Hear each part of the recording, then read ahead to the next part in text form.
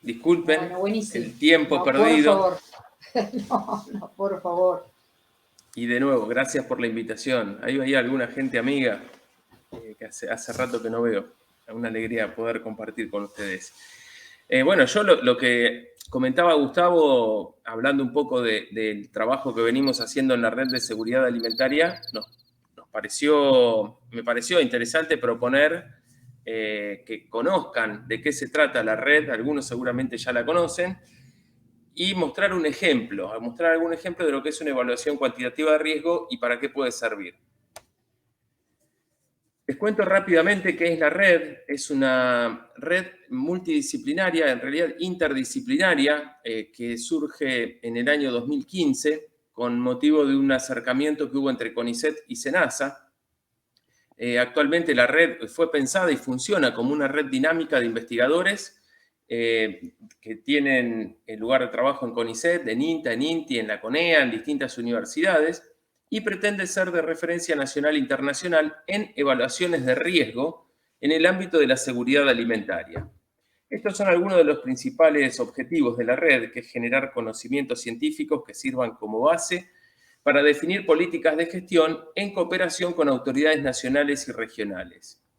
Y en este marco proveer tanto los organismos de control, verificación, como a distintas cadenas agroalimentarias, recomendaciones científicas independientes, claramente objetivas, y además de proveer información sobre riesgos existentes y emergentes. Estos fueron los principales objetivos que se plantearon allá por el año 2014, que fue donde se sentaron las bases.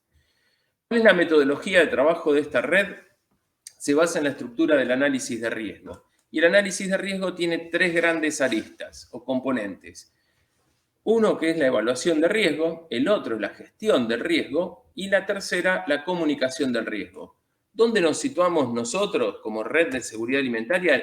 Únicamente en la evaluación de riesgo, que es aportar información científica, procesarla y sacar conclusiones con base netamente científica.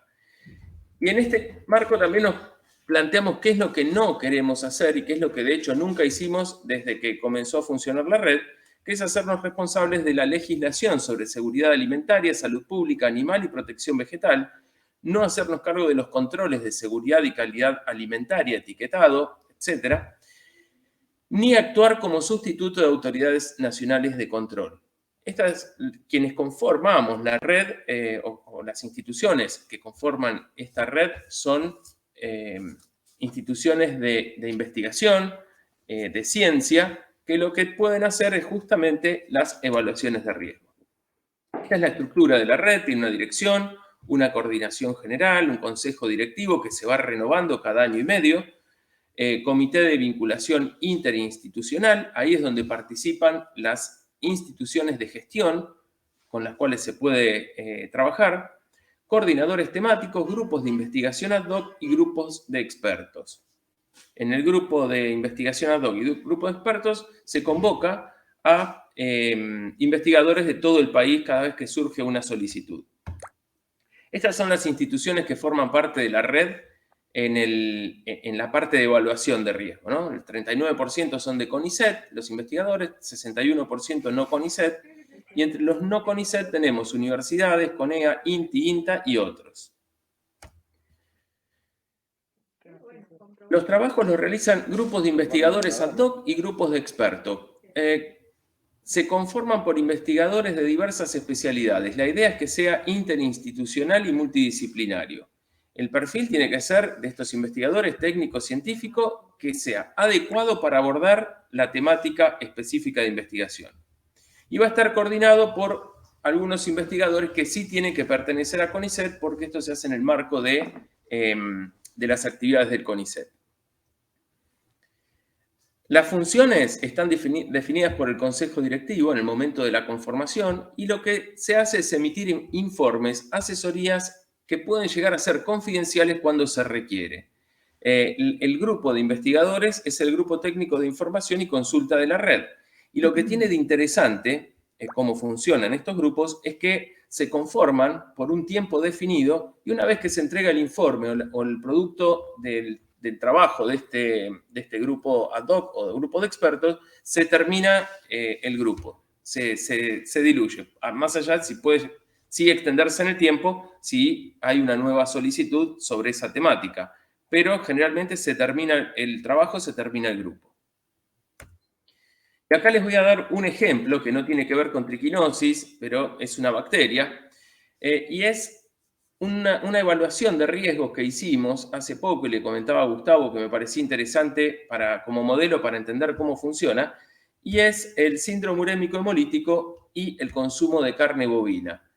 Si les muestro esta foto, ustedes van a pensar una hamburguesa, algunos quizás, otros no, pensarán síndrome urémico hemolítico y la mal llamada enfermedad de la hamburguesa. Si nosotros vemos el estado de situación en los últimos, al menos desde el año 2002 al 2015, hubo asociación de casos de síndrome urémico hemolítico con carne bovina en 4 años, durante 4 años diferentes, en el lapso del 2002 al 2015. En este periodo hubo, en 2002, carne picada, en 2008 también estuvo asociado con carne picada y embutido semiseco, en 2014 carne picada y en 2015 carne picada. Si hacemos esta cuenta, tenemos un periodo 2002 a 2015, son 13 años. Si asumimos que hay unos 300 nuevos casos por año, 300, 400 nuevos casos por año, estamos hablando de aproximadamente unos 3.000 a 4.000, 3.900 a 4.000 casos en ese periodo, de los cuales se pudo identificar el alimento solamente en el 0.1%. Esto es un extremo, este es el dato duro del sistema de vigilancia. ¿Y cuál es la percepción de riesgo en el consumidor? Bueno, el síndrome urémico hemolítico se transmite por consumo de carne bovina, asumiendo que puede haber una gran cantidad de casos, si no todos, asociados al consumo de carne. Eso basado en percepción. Entonces, el Instituto de Promoción de la Carne Vacuna Argentina solicitó a la Red de Seguridad Alimentaria realizar una evaluación cuantitativa de riesgo de síndrome urémico hemolítico asociado al consumo de carne bovina en la Argentina. Bueno, ahí está el resultado, fue publicado en una revista de investigación. Y ahora sí, cuando arrancamos con esta evaluación de riesgo, definir cuáles son las etapas de la evaluación de riesgo. Tenemos primero que identificar el peligro. Esto aplica no solamente para Escherichia coli, sino también para cualquier peligro. Definir si existe un problema, cuál es la evidencia que tenemos para esta identificación, pasar a la etapa de evaluación del peligro, cuál es la dosis infectiva, cuál es su severidad. Pasamos a la etapa de evaluación de la exposición, cuál es la probabilidad de consumir alimentos contaminados y cuál es la carga del peligro en el alimento durante el proceso. Y acá incluimos todo el proceso, desde la producción primaria del alimento, en este caso carne, hasta el plato del consumidor. Y después hacemos la caracterización del riesgo. ¿Cuál es la probabilidad de que alguien se enferme? La severidad y, por supuesto, considerar la incertidumbre. Y en la incertidumbre va a estar asociada al valor o a la calidad del dato o de los datos que nosotros utilicemos para realizar la evaluación de riesgo. En el caso, vuelvo al del síndrome urémico hemolítico. El objetivo del estudio fue realizar una evaluación cuantitativa de riesgo de SUB en niños menores de 15 años asociado al consumo de carne bovina contaminada con STEC en 2 sistemas de frigoríficos de Argentina. Aquellos que tienen un plan de análisis de peligros y puntos críticos de control que incluyan a STEC como peligro definido, y otros que no lo tienen, que no tienen siquiera HACCP. Definimos las matrices, en este caso definimos corte cárnico entero, hamburguesas industrializadas y carne picada. Carne picada a nivel de boca de expendio minorista, carnicerías. Tuvimos que considerar también cuál es la frecuencia y el tamaño de la porción diaria por rango etario que se consume en la Argentina. Esto surge de la Encuesta Nacional de Nutrición. Y el consumo anual por rango etario. Y lo que no teníamos, pero tuvimos que construir, fueron los hábitos del consumidor de carne bovina en la Argentina. Y para eso hicimos una encuesta que circuló por todo el país y de la cual pudimos recopilar 5.658 resultados, devoluciones. Con esto trabajamos en la última etapa del modelo.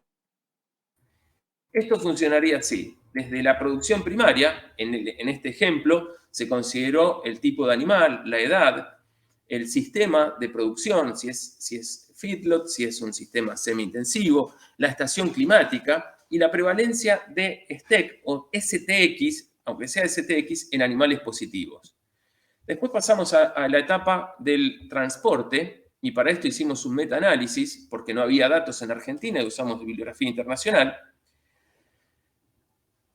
Después pasamos a la etapa de procesamiento y acopio en los frigoríficos para después sí avanzar hacia la etapa de venta minorista. Y acá sí tenemos clasificado perfectamente la información que se obtuvo de cortes enteros, de carne picada y de hamburguesas comerciales. Con toda esta información agregamos los resultados de la encuesta que hicimos, de esas casi 6.000 respuestas de encuesta que obtuvimos. Y de ahí tuvimos la caracterización del peligro. Vemos la caracterización del riesgo. Estos ya son los resultados finales. Con toda esta información lo que se hace es cargar un modelo y un programa que utilizamos que se llama RobaRisk para estimar y poder determinar cuál es este riesgo. Al hacer la caracterización del riesgo, al determinarlo, vemos que para cortes, el riesgo, la probabilidad de enfermar es de menor a 10 a la menos 15. O sea, 0,1501. La probabilidad de enfermar de síndrome urémico hemolítico por consumo de cortes también es de 10 a la menos 15 y la mortalidad es de menos de 10 a la menos 15. La cantidad de casos esperados de síndrome urémico hemolítico por año asociado al consumo de corte cárnico entero es 0. Y con carne molida, que sí asumimos que ese es el alimento cárnico de mayor riesgo, la probabilidad de enfermar, de tener diarrea, es de 9 por 10 a la menos 7. La probabilidad de tener síndrome urémico hemolítico, 5.4 por 10 a la menos 8. Y la mortalidad de 6.4 por 10 a la menos 9. La cantidad de casos de síndrome urémico hemolítico asociado al consumo de carne molida en la Argentina, en este estudio dio de 28. 28 casos por año asociados al consumo de carne molida. Y esta era una encuesta que hicimos hace ya un par de años, que preguntábamos cuál consideraba que era el porcentaje de casos de eso en la Argentina asociado al consumo de carne. Asociado al consumo de cortes, tenemos 92. La mayoría dijo que el 10% estaba asociado al consumo de cortes, asociado con hamburguesas también se asoció un 10% y asociado a carne picada estuvieron entre un 10 y un 80% los que contestaron esta encuesta, ¿no? Marqué en rojo donde están la mayoría de las respuestas. Ahí estamos, entre un 10 más o menos para cortes y hamburguesas y entre un 10 y un 80 para carne picada. ¿Cuáles fueron los resultados? En el caso de cortes, 0 en este estudio. En el caso de hamburguesas, un 1%, 4 casos por año. Y en el caso de carne picada, un 9%, 28 casos por año. La evaluación de riesgo cuantitativa también nos permite, como parte de la evaluación de riesgo, tenemos el análisis de sensibilidad y el análisis de escenario. En el análisis de sensibilidad, particularmente para carne picada, que fue claramente el alimento cárnico con mayor impacto, lo que dio como factor de protección es la preferencia en el grado de cocción. En la Argentina, como resultado de las encuestas que hicimos, la preferencia del consumidor de carne es cocinar bien la carne picada, los productos elaborados a base de carne picada. Entonces eso aparece en el estudio como un factor de protección. Y después, como factor negativo que aumenta la probabilidad o el riesgo de enfermar, es la prevalencia de STX en las carcasas a nivel de boca de expendio, la temperatura de almacenamiento en el hogar, la forma de almacenamiento en el hogar, la concentración de STEC en carcasas en frigoríficos y la transferencia de STEC de la picadora a la carne. Y también aparece con menor impacto consumir ensalada junto con un corte de carne. Y lo que sí vemos claramente, al principio les comenté que habíamos comparado dos tipos de frigoríficos, aquellos que tienen HACCP y que identifican este como peligro y aquellos que no lo tienen. El riesgo de tener SU es 1.2 veces mayor si la carne proviene de un frigorífico que no tiene un sistema de análisis de peligros y puntos críticos de control que identifique este como peligro. Como consecuencia de este trabajo, tuvimos una segunda parte que fue la evaluación cuantitativa del riesgo de síndrome urémico hemolítico y diarrea sanguinolenta causada por STEC debido al consumo de carne argentina en Israel. Es muy, no sé si puse los resultados, pero bueno, se los cuento muy rápidamente. El riesgo de enfermar en Israel es 100 veces menos que en Argentina, a pesar de que el producto está elaborado en Argentina y elaborado en frigoríficos argentinos y con animales de Argentina. Esta diferencia que encontramos está justificada porque en el estudio que hicimos, que les comenté en Argentina, incluimos frigoríficos que no tienen HACCP. Todo lo que va a Israel tiene que pasar por un plan HACCP. Te va bajando así. Bueno, vuelvo, disculpen el tiempo que demoré al principio en poner la presentación. Acá les puedo contar algunos ejemplos de grupos ad hoc de la red. Estos son grupos que fueron conformados para la Comisión Nacional de Alimentos, donde se abordaron los siguientes temas. Hubo informes sobre Live streaming has stopped. ¿Está todo bien? Alérgenos alimentarios. Arsénico en agua, hongos filamentosos en tomate, en latas de tomate, irradiación en alimentos, miel de yateí, moringa, paramela. Estos fueron todos informes elaborados para la Comisión Nacional de Alimentos. Y estos grupos fueron conformados por solicitud de distintas instituciones del Estado.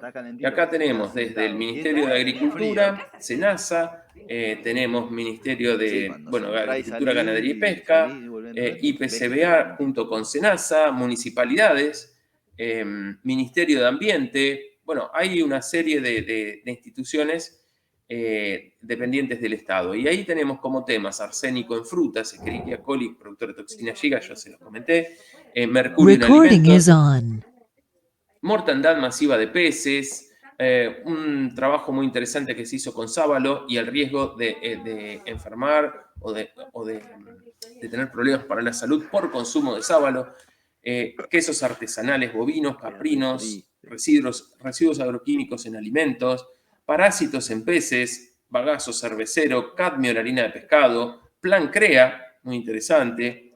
Bueno, de cada uno de estos les puedo contar una historia, pero no lo voy a hacer. En honor al tiempo. Esta es la evaluación de riesgos toxicológicos en población humana por consumo de sábalo. En la provincia de Buenos Aires había una prohibición de pesca artesanal de sábalo por contaminación de metales pesados. Después de este estudio, esa prohibición se levantó porque se demostró que no había riesgo y que se podía consumir hasta 32 kilos de carne de sábalo por año, por habitante, sin que esto cause problemas para la salud. Si les interesa, todos estos informes están subidos en la página de la red. Este es otro muy interesante, asociado con pescado, una evaluación de riesgo muy exhaustiva. Es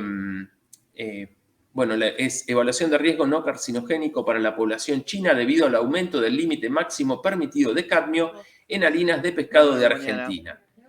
Como verán, también esto juega, estas evaluaciones de riesgo, un rol importante en la interacción comercial con otros países. Estos son algunos ejemplos de trabajos realizados para empresas privadas. Ahí tenemos almacenamiento en arroz y micotoxinas, arsénico en arroz, evaluación de riesgo de listeria monocitógenes en chacinados, glifosato en miel, listeria en vegetales, riesgos biológicos en lechuga, Escherichia coli, productor de toxina Giga nuevamente. Ahí está el de síndrome urémico del IPCBA, tetraciclinas en carne bovina, por un requerimiento de Rusia. Verán, es muy variado. Y estos son los trabajos que están en proceso. Alcaloides en té, cadmio en moluscos bivalvos, software para el análisis de riesgo, realizar un software para el análisis de riesgo porque el que se está usando es muy caro y no se puede compartir. yerba mate, contaminada con plomo y cadmio, y continuamos trabajando por el plan CREA a través de un convenio con ICET-SENASA. Resumen. Desde el año 2015 hasta la actualidad realizamos 41 informes técnicos científicos, 7 informes que están en desarrollo, bueno, 5, porque 2 de esto está desactualizado, deben haber terminado, 18 servicios tecnológicos de alto nivel, 48 grupos ad hoc o grupos de expertos, más de 400 investigadores forman parte de los grupos ad hoc y más de 900 se contactaron para formar parte de la red. Realizamos 10 cursos o talleres, 7 encuestas nacionales y 24 presentaciones en todo el país de la red. La red también es punto focal de Argentina en el Consorcio Internacional de Análisis de Riesgo para la Inocuidad de Alimentos en Latinoamérica. Y hasta acá llego con esta propuesta que les comentaba al principio, que le había hecho a Gustavo, de realizar una evaluación cuantitativa de riesgo de triquinosis por consumo de embutidos en la Argentina.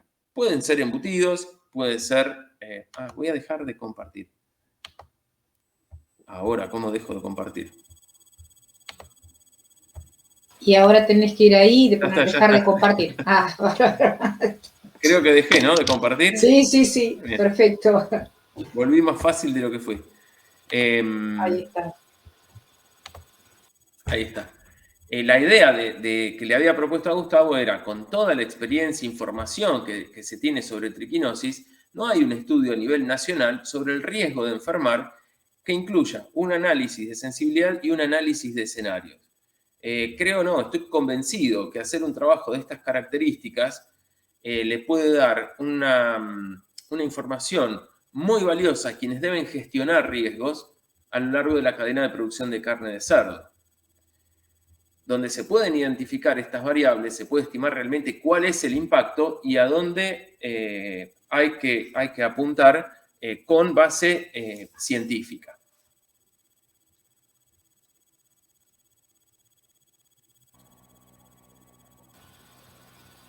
Súper interesante. ¿Y cómo tendríamos, Gerardo, y cómo yo lo que me imagino y comparto con esto es, así como hubo solicitudes de un municipio, inclusive hubo solicitudes a la red de vecinos autoconvocados en pos de la contaminación ambiental y que veían que había un problema, solicitaron a la red y la red hizo un informe, elaboró un informe. Así que me parece que desde este grupo y desde estos conversatorios que ustedes están trabajando también, se podría elevar una solicitud a la red para hacer una evaluación cuantitativa de riesgo. Sí, yo creo interesantísimo. Lo que se puede hacer cualquiera, lo puede, en nombre del conjunto, hacer esta solicitud. Para hacer la solicitud es muy sencillo, yo esto después los puedo guiar. En la misma página de la red, ustedes pueden encontrar una planilla, que no hay que llenar más que 5 renglones, explicando por qué se solicita esta evaluación.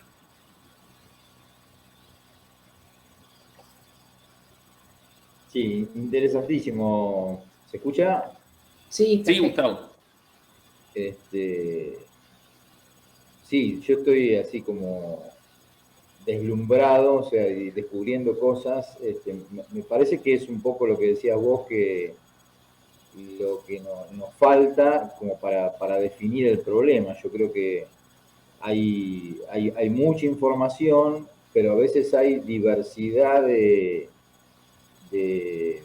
opiniones y por ahí no hay coincidencias y no hay certezas, hay diferentes valores, diferentes apreciaciones con respecto a triquinela. A veces se mete todo en la misma bolsa y me parece que un trabajo de este tipo, que si bien creo que nos va a costar trabajo, me parece que definiría dónde tenemos que apuntar. O sea, un poco lo decía Gerardo, que esto nos sirve para descifrar dónde está el problema, que si bien en parte lo sabemos, me parece que ponerle un marco científico, un aval científico, sería una propuesta seria como para trabajar y diferenciar dónde está el problema. O sea, nosotros tenemos en la Argentina una producción porcina en pleno crecimiento, en intensidad de trabajo, de calidad, y a veces es como que salen los brotes y se explotó la triquinosis, y pareciera ser como que todos los chacinados son de riesgo, y creo que esto nos serviría para decir, bueno, el problema está en tal lado. Creo que un poco es la interpretación que yo voy haciendo y la aplicación que le podemos dar a esto, y me parece que serviría para que los organismos de gestión apunten a tomar acciones en donde realmente está el problema, y no involucrar a las partes. No sé, se me ocurre, por Claro, ejemplo... ya saldríamos de la percepción o de lo que a cada uno le parece con lo que es, ¿no? Con una certeza. Sí, yo quise poner el ejemplo del síndrome urémico hemolítico, más allá de que trabajé muchos años con el tema, lo quise poner para identificar, por ejemplo, al no tener una evaluación cuantitativa de riesgo de estas características, siempre se trabajó, y de hecho hay muchísima información en la cadena de producción de la carne bovina, pero resulta que al poner toda la energía en eso, no estábamos viendo el resto. Y resulta que lo que se puede explicar por consumo de carne es un 10%, que coincide con lo que dicen, al menos publican organizaciones internacionales como la FAO o la OMS. Lo interesante de esto es definir claramente el problema y también dejar de tirar, si se quiere hacer la comparación, como dice mi amigo Marcelo Signorini, palazos de ciego, ir tirando y dirigir las acciones hacia donde realmente sabemos que van a tener efecto. Claro, de hecho, Signorini y Sequeira, ¿no? Hicieron un trabajo en Santa Fe. Sí, ellos, bueno, eso es muy interesante porque tanto Marcelo como Gabriel hicieron un trabajo restringido, por supuesto, limitado a la provincia de Santa Fe. La idea es tener ese como base y hacer uno a nivel nacional. Claro, entonces, y los pasos, bueno, vos nos guiarías respecto a los pasos que vamos a tener que ir el primer paso es si todos están de acuerdo en elevar la solicitud a la red. Una vez que se eleva la solicitud a la red, sí, yo los acompaño, no hay ningún problema, y si esto prospera, hasta me ofrezco a ser coordinador temático. Coordinador temático no porque sea especialista en el tema, sino para guiar el proceso. ¿Y esto lo presentaría quién? ¿Quién tendría que presentarlo? ¿Cómo es para la presentación? ¿Tiene que ser algún organismo en particular? ¿Cómo? No, eso es lo que explicaba recién. Tenemos casos que lo han presentado una agrupación de vecinos. Perfecto. Una agrupación de vecinos ambientalistas que hicieron una solicitud, se consideró pertinente y se hizo. Por supuesto que tiene que pasar por la comisión directiva de la red, etcétera, pero no o sea, me parece que es sumamente importante el tema y que esto es un insumo muy interesante contar con un estudio de esas características. Sí, por ejemplo, otra cosa que yo hablaba con Gerardo, que no sé si se puede agregar, aparte del riesgo de contagio a partir de embutidos o de chacinados, también, por ejemplo, una de las cosas que a mí me hace ruido y que hay algunos inconvenientes, a mi modo de ver, es la toma de muestra que se toman los frigoríficos de alta escala para evaluar la presencia de triquinela.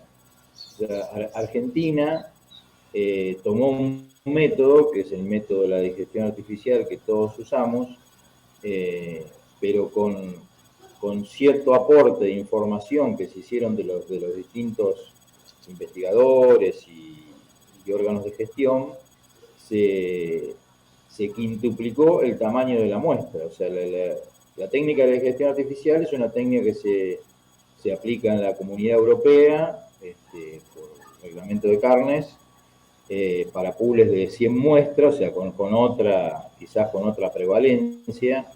Y acá en la Argentina se toma ese aumento del tamaño de muestra, a mi modo de ver, está complicando el uso del método, porque el uso del método se ideó para un muestreo, lo repito, de 100 muestras por pool, y acá estamos haciendo 20 muestras por pool, lo que implica que los frigoríficos que faenan más de 500 animales, acá en la Argentina hay frigoríficos que faenan 1000, 1500, 2000, 2500, y eso implica una batería de digestiones enormes de laboratorios que están trabajando horas y horas. Acá hay presente algunos laboratoristas que pueden aportar algo, y me parece que a lo mejor, no digo que haya que hacerlo, pero a lo mejor se podría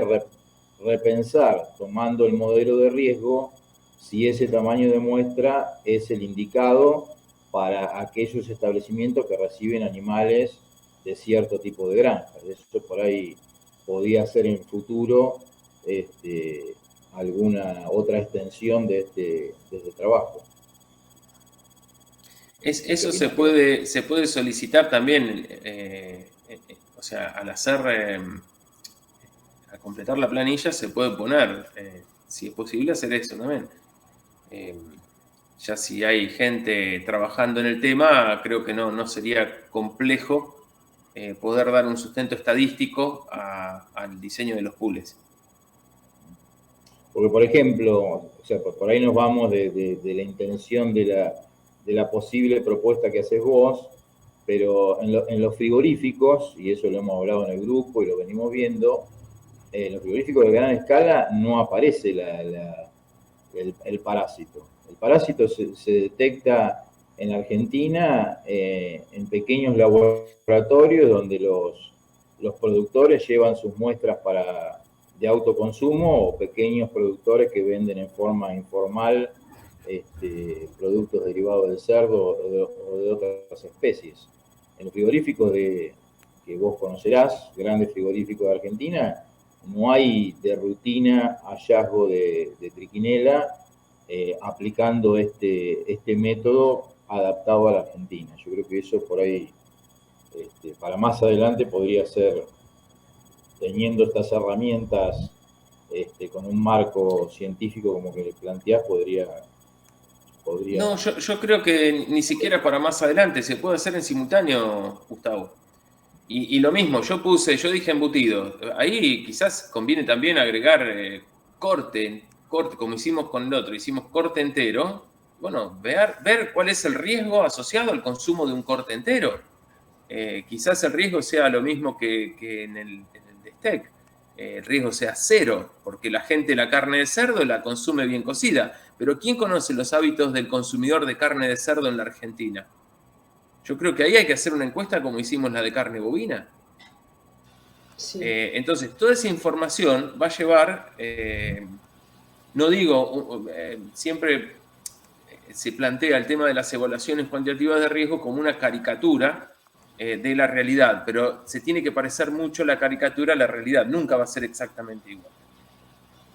Pero llegar a esa caricatura que nos permita identificar dónde estamos parados. Sí, a mí me parece interesantísimo, y por ahí lo que se podría hacer es conversarlo con todos con los distintos instituciones o representantes de instituciones, académicos, que por ahí capaz que hoy tampoco están presentes, y no sé, ameritaría por ahí hacer alguna otra reunión o conversatorio tratando directamente el tema y viendo la opinión de cada uno, me parece.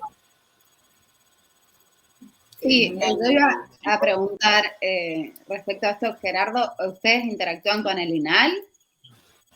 Nosotros no, nosotros interactuamos con todos, pero en este caso, para hacer una evaluación de riesgo, el INAL no puede participar porque es una institución de gestión. Lo mismo que SENASA. Lo mismo O sea, que que se quedan hace. afuera. ¿Y con quiénes participarían? Y lo que expliqué en la presentación, nosotros lo que hacemos es, si hacemos en este caso hay un montón de profesionales que están en estos conversatorios que pueden aportar información. Acá lo más importante es aportar la información.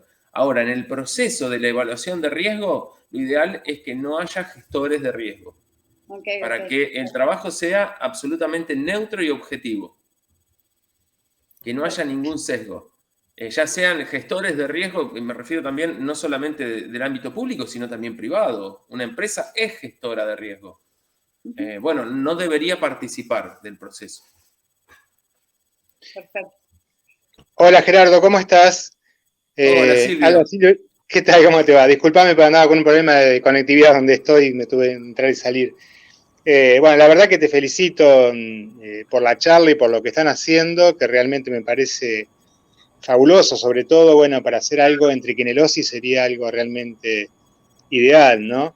Para saber evaluar, bueno, los dos puntos principales de esto, que son los productores y los consumidores, ¿no? La evaluación de como esa encuesta que hicieron ustedes de la percepción de riesgo, ¿no? Del productor sería realmente muy bueno encuestar ahí, pero también de parte del consumidor, porque escuché hablar algunas veces algún tipo de encuestas locales y demás, y la verdad es que la percepción del riesgo en los productores es bastante baja en algunos casos, ¿no? Y en algunos hay un desconocimiento muy, muy grande de esto. De hecho, hace poquito yo di una charla hace un par de años en una escuela, a chicos de una escuela agraria, donde desconocían qué era la triquinelosis por completo, no habían escuchado hablar del problema, ¿no? Entonces, de parte de los consumidores también en desconocimiento importante, pero también la predilección del alimento también, ¿no? Que nosotros lo que vemos que la mayoría de los brotes están ocasionados por, o al menos los alimentos implicados en los brotes humanos son mayormente embutidos, ¿no? Entonces hay una predilección por la gente también por el tipo de embutidos, en algunos casos también en las ventas de callejera o de rutas, les quitan las etiquetas, porque varios comerciantes me han dicho, porque la gente prefiere eso, ¿no es cierto? Prefiere lo artesanal, ¿no? Y evita lo etiquetado, todo lo contrario a veces lo que indicaría el sentido común para otros tipos de productos, ¿no? Que se fija la fecha de vencimiento o el origen, y no, y acá es todo lo contrario. Así que creo que hay todo un mundo para hacer una encuesta ahí que realmente sería muy reveladora, sobre todo para las etapas de ustedes, que ustedes serían los evaluadores de riesgo y los otros serían los de gestión de riesgo, ¿no? Y la tercer pata, que sería eso de la comunicación. Yo creo que eso sería algo fabuloso porque es lo que llega a la gente y que lo realmente puede devenir en la prevención de este problema. Yo creo que es fundamental para mí, y esto lo hemos hablado muchas veces, también con Gustavo, con Viviana, en diferentes charlas, la comunicación sería esencial acá, como un eje, ¿no? Para la prevención de la triquinelosis. Así que, bueno, genial, bienvenido y ojalá se pueda llegar a algo con esto, en esta problemática, ¿no? Sí, ahí, como bien dijiste, Silvio, tomo tus palabras, el tema del hábito del consumidor se desconoce. El mito está. La gente dice, prefiero, pero ¿realmente el consumidor prefiere que no tenga rótulo? ¿Hay un estudio que lo avale? ¿Cómo consume la carne la gente cómo consume la carne de cerdo? ¿Qué tipo de...? Bueno, eso se desconoce, eso habría que ver realmente cómo está la situación. Claro, es que es como pasar de la anécdota que yo te cuento, porque he hablado con algunos comerciantes, a la realidad ¿sí? Que te puede reflejar una encuesta hecha con un N determinado y demás. Por eso es fabuloso el trabajo de ustedes, ¿no? Y esto lo haríamos en todo el país, ¿no es cierto? Quiere decir que habría ya un modelo de riesgo a nivel nacional, ya no... No, a ver, ahí, Viviana, una cosa es, claro, la encuesta sería para conocer los hábitos del consumidor de carne de cerdo, que es lo que va a dar información al modelo para determinar, identificar las variables que impactan o que pueden llegar a impactar asociadas con el consumidor. Pero después hay que conseguir información para atrás, a lo largo de la cadena. Y ahí es importantísimo lo que decía Gustavo. La encuesta sería a nivel nacional, porque hay encuestas. De hecho, nosotros, por ejemplo, en el sudoeste bonaerense hicimos una encuesta a partir de hábitos de consumo de carne de cerdo, saber dónde la gente tenía que llevar si sabían en aquellos que preparaban chacinados caseros, si sabían que los tenían que analizar, si habían escuchado alguna vez hablar de triquinelosis. Eso tenemos, pero lo tenemos solo sesgado a nuestra región. Ahora digo, ahí estás poniendo variables que dependen del elaborador o del productor y variables que dependen del consumidor. Claro, en la que nosotros hicimos solamente consumidor. Claro. Si se considera necesario, hay que hacer una encuesta para el consumidor y otra para el productor elaborador, o una para el productor, otra para el elaborador y otra para el consumidor. Claro, en algún punto ahí nos empezó a hacer ruido ciertas cuestiones, porque claro, sí, como vos decís, estábamos evaluando ambas cosas. Ahora digo, esta encuesta sería, esta que vos planteas, sería a nivel nacional. Sí. Una encuesta a nivel nacional y a partir de eso, está bien, perfecto. Hay que elaborarla la encuesta, ¿no? Y la encuesta se hace por consenso, hay que probarla. Tenemos el modelo de la de carne bovina, hay que darle vuelta y adecuarla a esta e incorporar aquellas encuestas que se hicieron previamente. Bueno, es todo un trabajito interesante. Sí, vamos a tener que trabajar entre todos, pero está muy bueno, a mí me parece bárbaro. Sí. Y otra encuesta que sería hasta antipática hacerla, ¿no? Pero es una realidad también, lamentable la realidad también en la gente, en que es personal de salud, el grado de conocimiento que tienen del problema, ¿sí? Porque muchas veces se desconoce por completo. Es un tema, sé que es una encuesta también complicada para hacerla, ¿no? Pero es una realidad también y muchas veces en los brotes nosotros los vemos seguido. Hay un desconocimiento que existe el problema en profesionales de la salud, ¿no? Que tiene que andar. En las campañas de prevención se escuchó varias entrevistas, escuchábamos y había tal cual lo que decís, Silvio, que no sabían del ciclo siquiera, vos si están hablando, qué sé yo, era una cosa... Hubo brotes que nosotros, que los médicos estaban tratando por conjuntivitis, y por ejemplo, una de las pacientes googleó y se dio cuenta que ese no era el problema, que era triquinelosis, y fue, por ejemplo, al instituto para mostrar a la gente, para hacerle serología, porque se dio cuenta una paciente de ese problema. ¿Sí? En algunos casos hasta reviste una gravedad bastante importante. Sé que como encuesta es complicado, ¿sí? Es complicado si una persona de la salud, a ver cuánto conoce o no de un tema, ¿no? Pero no sé si se le puede buscar una vuelta a eso, pero bueno, más allá de esto, creo que puede ser muy reveladora y puede aportar mucho, Gerardo, realmente al problema. Realmente. Sí, yo creo lo mismo, Silvio, sí. Por ahí estaba pensando, Celeste, espero que no sea antipática mi respuesta, cuando me preguntaste por lo del INAL. No, para que se entienda, la idea es mantener independencia en el proceso de construcción de la evaluación cuantitativa de riesgo. Después, cuando está el resultado, hay que juntarse con el INAL, hay que juntarse con SENASA, hay que presentar los resultados y mirá, lo que encontramos es esto. Y te podemos explicar cómo llegamos a esto, porque muchas veces también lo que nos pasa con las evaluaciones de riesgo es que el gestor no entiende lo que hicimos. Y yo les conté lo de síndrome urémico hemolytic, 0 casos. Ah, sí, justo. Mirá que 0 casos. Bueno, no. Eso que yo se los mostré muy rápidamente tiene un choclo de 14 hojas de fórmulas que lo están avalando. Pero bueno, es todo este proceso que si el gestor ya tiene algo preconcebido o algún interés para un lado o para el otro, coarta el objetivo inicial de una evaluación de riesgo. No, para nada. No quedó antipática la respuesta. Tranquilo. Quedé pensando y dije, no, el INAL no. Sí, con el INAL todo bien, pero... Yo también, ayer hablaba con Gerardo y lo primero que le pregunté a Gerardo es cómo intervenía SENASA. Y él me dijo, no, los organismos de gestión no participan. No interviene ninguno, está muy bien. No, es que está perfecto, no, me parece bien. Y después como intercambiar esta información y ver cómo actuar, porque de hecho yo, Celeste digo ahora, pero quien sea que esté en el puesto en gestión va a decir, bueno, por los datos que veo, la problemática está acá, pero digo, las personas, es otra mirada, me parece que es como que hay que integrar todo. Sí, totalmente. Y lo interesante para el gestor es, ¿cuál es el riesgo que tiene, en este caso, el consumidor de enfermarse, dimensionamos el problema, y después, ¿qué variables son las que están impactando? ¿Qué variables impactan en la producción primaria? ¿Qué variables impactan en la etapa de elaboración? ¿Qué variables impactan en el consumidor? Entonces, a partir de ahí vos podés establecer estrategias para comunicar ese riesgo.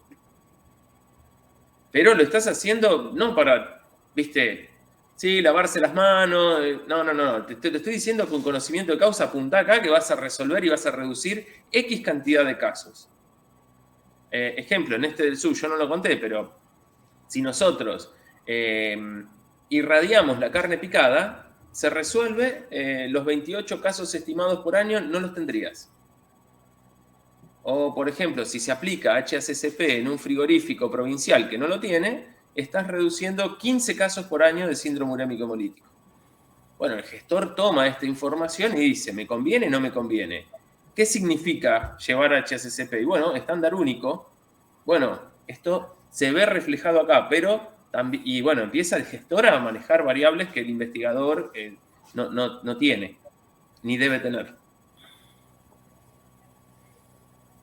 Sí, creo nada más, en esto me parece súper valioso eso, y un poco como hablaba Silvio, que por ahí decía esto de que prefieren el chacinado sin la etiqueta, el salamín famoso que te dicen, el caserito, este es del bueno, y como que es el boca en boca, ¿no? Pero bueno, si sale ese análisis, sabremos si es así o no. Viene a incluir información de carne no tradicional, con la que sí, también se hacen salames caseritos. Bueno. Puma, sí, o bueno, no debería, bueno, sí, sabemos, cabalito, todo. Mauricio quiere hablar. Ah, ok. No, perdón, continúa a hacer esto después. Buenas tardes. Bueno, no, va a ser muy interesante. Primero saludos porque llegué tarde, pero me enganché ahí con la exposición de Gerardo, que lo conozco del tema síndrome urémico. No, el tema va a ser interesante porque por mi experiencia y por lo que se charla en el grupo, muchos de los problemas del tema de triquinosis surgen de un tema de un área de producción desconocida, marginal, en donde no hay datos. El asunto es ¿Cómo obtenemos esos datos? ¿Sí? Y bueno, si todo el mundo participa, creo que pues se pueden ir aportando datos. Y después la otra cosa que es cierto, que lo que dice Gerardo, se conoce muy poco de la cadena porcina. La cadena porcina, por una cuestión de costo y de aumento del precio de la carne, ha aumentado en buena hora. Está aumentando mucho, por ejemplo, la producción de cerdos, genera trabajo y movimiento. Y yo que estoy trabajando en un tema particular, en tema de grasa y de carne para elaborar salames, la cadena produce en un sentido y la demanda está en otro sentido. Por ejemplo, la industria, se dice, según los datos del CAICHA, dice que el 80% de la producción de carne argentina va a la industria y sin embargo estamos produciendo carne para el plato. Entonces, ese es un problema que está atado a una cuestión de costos. Pero es cierto, se conoce muy poco de la cadena. Así que me parece que en este caso puntual me parece ¿Mayúscula? que va a ser ¿Para escribir mayúscula? Sí. ¿Con el shift? Nada, quería hacer ese aporte. ¿Minúscula? Todas las letritas. Sí, pero ¿cómo hago? Estoy... ¿Qué pasó? Ahí silencié porque se había... No, yo no estaba con las mayúsculas. Completamente. No sé si no repito la idea, pero creo que se entendió, ¿no? ¿Se escuchó? Sí, se escucha. Sí, y para tranquilidad, Mauricio, también, cuando hablamos de incertidumbre, si no hay datos, se pueden estimar. Hay varios trabajos internacionales que nos permiten tener herramientas que, por supuesto, ahí la caricatura se va a desdibujar un poco.